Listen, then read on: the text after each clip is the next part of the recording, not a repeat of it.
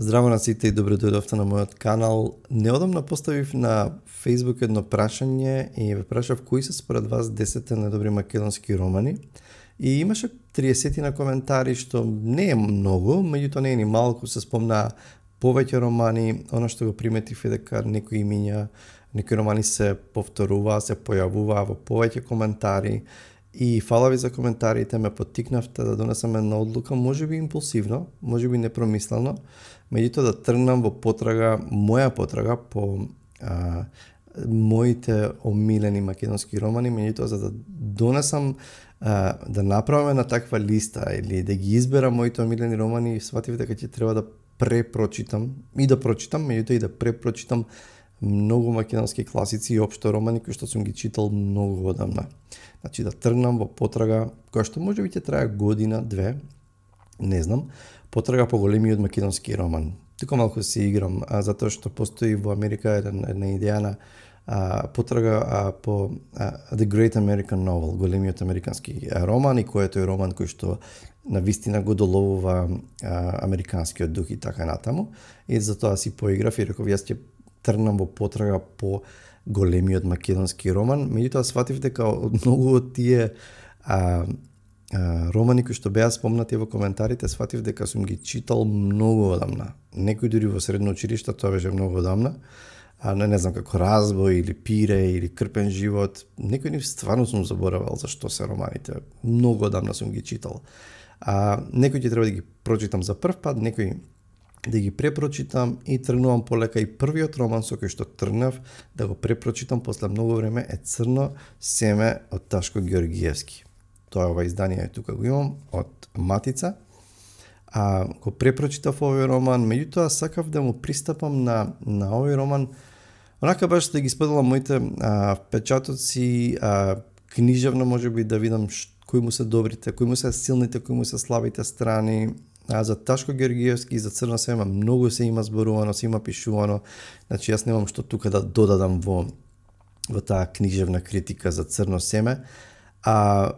Ако мислам дека многу луѓе ако не го прочитале Црно семе, има шанси да го гледале филмот, кој што е постар филм со одлична екипа, меѓутоа се сомневам дека поновите генерации го гледале тој филм, иако открив дека го има на YouTube и може да го дзирнете, мислам дека е добар филм. Она што е интересно во македонската литература некогаш, особено за романите кои што се занимаваат со, да речам, со националниот идентитет, со страдањата на, не знам, во војните или во разни временски периоди или во Турско и така натаму, знае да биде чувствителна тема тоа, затоа што за нас сепак националниот идентитет поради разни негирања и склоп на околности и се останато е чувствителна тема. И мислам дека и темите со кои што се занимава Ташко Георгиевски, особено судбината на македонците во Егејска Македонија, е чувствителна тема која го засега и националниот идентитет. Меѓутоа сакам да го тргнам, да се тргнам настрана од тоа и да го погледнам како книжевно дело, доколку е тоа е можно. Мислам дека е можно.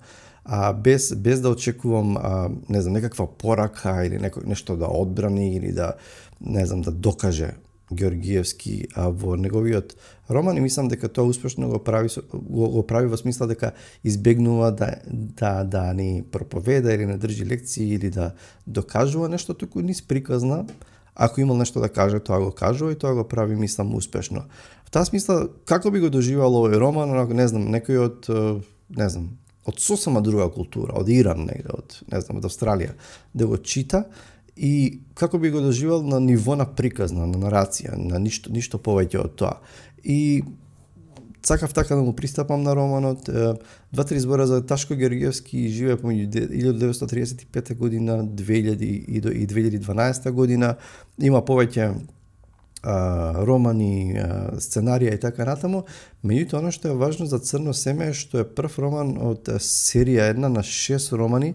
И сега ќе ви кажам, не можам да ги запамтам. Тоа значи е циклус романи за Црното семе кои заедно градат целина и во кои спаѓаат Црно семе, Змиски ветер, Време на молчење, Исчезнување, Рамна земја и Црна билка. Ако е нешто јасно на самиот почеток, е тоа дека Ташко Георгиевски знае да избере наслов на роман. Значи, добар дел од овие се страшно добри наслови и комотно може да бидат имиња и на бендови. Мислам, Змиски ветер, Црна билка, Црно семе, одлични. Шала на страна, и навистина мислам дека се ова одлични романи и мислам дека целата слика и околу главниот лик во овој роман во Црно семе веројатно се добива многу подобра слика ако се прочитаат сите романи од цел овој циклус. Јас не сум ги читал и затоа му пристапувам на овој роман како засебено нака единечен роман со кој што почнува овој циклус. Зашто станува збор? Станува збор за контекстот е важен и можеби 2-3 збора за историскиот контекст, иако ја не сум ни историчар, ни експерт. Меѓутоа, ова е историски момент после Втората светска војна, кога во Грција има граѓанска војна, грчката граѓанска војна, помеѓу 40 тамо која е 45-та, некаде ако конфликтите почнуваат претходно до 48-та некаде, и таму се води војната помеѓу монархистите на владата која што за време на војната бега во Египет, грчката влада, и тие монархисти се поддржани сосема накратко и едноставно, колку што јас го разбирам тоа, од Америка и Британија, кои што се антикомунистички земји, и од другата страна ги имаме движењето ЕЛАС и грчката комунистичка партија поддржани од Албанија, од Југославија и од други комунистички сили, значи се војува војна, граѓанска војна. Меѓутоа, зошто е за нас важна таа граѓанска војна? Затоа што во неа учествуваат голем број македонци од тој егејски дел на Македонија. Се вели дека во таа војна загинуваат 20.000 македонци, кои што најмногу доминантно биле на страната на комунистите, значи грчката комунистичка партија, и војувале од таа страна.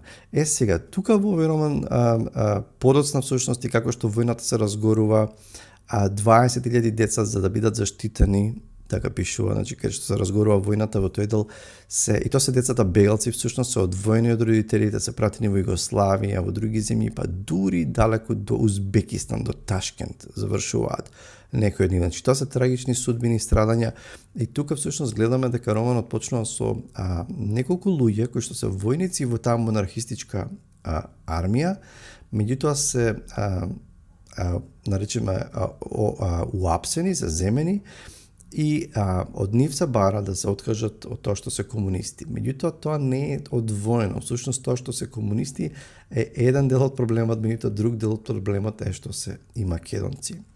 Зборуваат различен јазик и така натаму. Во таа смисла, главниот лик Доне Совичанов, заедно со еден обичен човек, неписмен, необразован човек од село, работник, кој што е во војска, заедно со еден негов од истиот крај, еден човек Марко, ги гледаме како со камиони ги носат некаде, ги растовараат таму, ги ставаат во шатори, значи гледаме дека тие не се на слобода, значи ги држат затворени и цело време од нив се бара да потпишат дека се откажуваат од тоа дека се комунисти и така натаму, меѓутоа тие одбиваат да го направат тоа, ги малтретираат, ги тепаат, значи ги тортура им вршат и подоцна заедно ги стават на камиони, ги носат во Солунското пристаниште и тамо ги товарат на брод и ги носат на еден пуст остров на превоспитување, на да го наречеме работен камп, работен во смисла кршеш камења, од едно место ги носиш на друго, нешто идејата како голиот огно на Јадранското море во време на Југославија. И гледаме дека и додека патуваат натаму, значи преживуваат тешки моменти. Доне Совичанов е претепан пред да ги качат на бродот, другите се грижат за него. Едно момче и ќе се појави едно момче исто Христос, кој што е со нив исто таму. Повеќето се значи македонци, не се сите македонци, има едно момче Грк таму. Доаѓаат на тој остров и продолжува работа, тортура, значи во едноставен заплет во таа смисла е што работа, измачување, понижување, едноставно со желба да го скршат нивниот дух и да се откажат, да потпишат документ дека се откажуваат од тоа дека се комунисти и така натаму. И Доне е тука главен лик. Оди действието понатаму кулминира со дали има понижување, таму има офицер, Скалумбакис, кој што навидуме нели нежен, сладкоречив, меѓутоа и изопачен и суров, кулминира приказната со тоа што едниот од пријателите Марко на некој начин ќе биде скршен, неговиот дух и ќе потпише, ќе се откаже, меѓутоа нема да го ослободат или нешто слично, туку ќе му дадат пушка и да стане нивни надгледник и чувар, додека тука продолжува односот меѓу Доне, кој што на некој начин ги носи и има нескршлив дух, и Христос, кој што е исто тука во целата таа приказната продолжува, некои од нив се пријавува да ги однесат на другиот дел на островот, каде што исто така има дел од кампот, таму условите се многу подобри, меѓутоа одлучуваат, некои од нив Доне одлучува да се врати назад, да го види Христос кој што се пријавува, затоа што има искуство со зидарство, се пријавува да ја изгради црква една таму, која што офицерот нарачува да му се изгради црква. Рачунете дека тоа не се комунисти, туку тоа се монархисти, и кои што по дефолт би требало се некакви верници. И тој учествува во правењето на таа црква и така натаму, меѓутоа доаѓа еден конфликт, некои случајно неколку затвореници ќе бидат застрелани и на некој начин тие прават бунт, ќе се забарикадираат, тој конфликт ќе биде разбиен нивниот бунт, меѓутоа она што при крајот се случува е што Христос едноставно го кршат неговиот дух, буквално уценувајќи го, убедувајќи дека има писмо од неговата жена и така натаму, кој што треба да го добие. Едноставно вршат тортура врз него и тој попушта и го губи умот и на крај завршува така како што завршува и можеби ќе откриам подоцна. И во целата, гледајќи го целиот овој роман кој што е кус роман, од една страна е конзистентна, фина приказна во која што на некој начин стилот е доста минималистички, значи действието не е базиран, заплетот е доста едноставен, не е базиран на големи пресврти и така натаму. Мислам дека силната кулминација можеби на крај кој што го според мене го вади овој роман и го прави така вреден. Меѓутоа од таа страна е доста минималистички, значи Георгиевски не оди на течение на свеста или на тродимензионални длабоки ликови, иако не се плитки ликови, меѓутоа не се длабоко разработени ликови, можеби затоа што е кус романот не одлучил да не го прави тоа. Меѓутоа кога го споредив со исто така кус роман како Пустина од Ѓорѓе Абаџиев, сватив дека тој роман е многу послоевит, многу повеќе димензионален, многу повеќе психолошки длабок и така натаму, нешто што на вистина ми фалеше во Црно семе. Затоа што сепак тоа е што прави да можеме да сочувствуваме, да се внесеме во судбината на ликовите. А тука не успеав. Ташко Георгиевски не успева да ме внесе во страдањето, да чувствувам за овие луѓе колку што би можел тоа веројатно да го направи. Иако овие луѓе поминуваат низ сериозни страдања и не се откажуваат. До нас обичано стои како, не знам, слика за македонскиот непокор, нели, и тоа според мене беше на слаб момент, слаба страна на овој роман, кој што не ме завлече да ми значат овие ликови. Она што мислам дека Ташко Георгиевски успева да го направи на крајот, да кулминира одлично овој роман е тоа што Христос, кој што ја гради црквата, нели, ги учествува таму, на крај тотално губи контрола, се губи себе си затоа што сватил дека тој всушност потпишал, се откажал, тие известиле неговата жена и таа се на некој начин се го проколнува, се срами од него и најверојатно кога го дознал за тоа, или му укажуваат, го манипулираат и тој скрос одлепува и на крај ќе оди ќе ги унакаже, ќе ги иконите, ќе ги тера ќе ги уништи, ќе ги тера да признаат и на крај Христос повторно не е ништо случајно. Интересно што тука не прочитав ништо за таа. Има еден поговор од Раде Селјан кој што е многу похвалоспевен за македонскиот непокор, не знам што, отколку што има нешто содржајно за самиот роман. Меѓутоа на крај Христос ќе го распнат, ќе го стават на скелето да виси тамо, до него гледа, не може да се воздржи, плаче него затоа што покажува сочувство го измачуваат и така натаму, меѓутоа не може да го скршат. Едноставно не може да го скршат. Меѓутоа самата представа дека Христос го кршат, неговиот дух и тој што ја гради црквата, подоцна го распнува, нели како Исус Христос кој што виси на крстот и така натаму. Меѓутоа иронијата е дека тие што треба да се верници, не комунистите, тие што треба да го распнат Христос, комунистите тоа ќе би го сватиле. Меѓутоа иронијата е во тоа што тие што треба да се верници, тие на крај го распнува или го закачуваат таму. Христос, нели, да го казнат кој што скрос е со скршен дух и полуден. И мислам дека тој момент на крајот на некој начин го вади романот и го прави интересен. Инаку моите впечатоци, иако треба да го прочитате романот, да видите еден момент, едно прашање кој што Ташка Георгиевски е, мислам, пионер со кој прашањето на македонските од македонците од Егејска Македонија, значи го се зазема и тоа на некој начин како негова животна тема, да го видите тоа, меѓутоа сепак мене во споредба со некои други романи Црно семе не ме вовлече, не направи да чувствувам за овие ликови, приказната на моменти ми беше едноставно можеби издодевна и така натаму. Крајот на некој начин беше интересна кулминација и ми се допадна.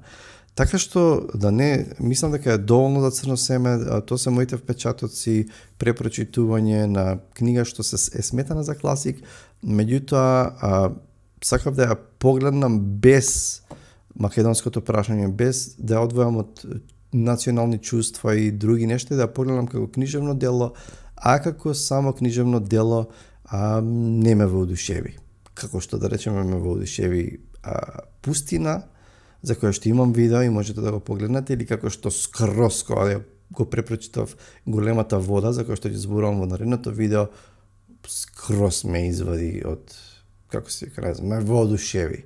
Живко Чинго, еден од моите омилени македонски писатели, ако не и омилен мој писател. Така што ќе зборувам за Големата вода и ќе имам многу побави зборови да кажам за Големата вода отколку за Црно семе.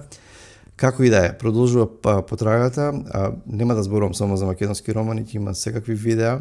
Ако ви се допаѓаат овие видеа, стиснете лайк на видеото или може сабскрайб да направите, шернете го некогаш. Чувајте се и се гледаме со наредното видео. Чао!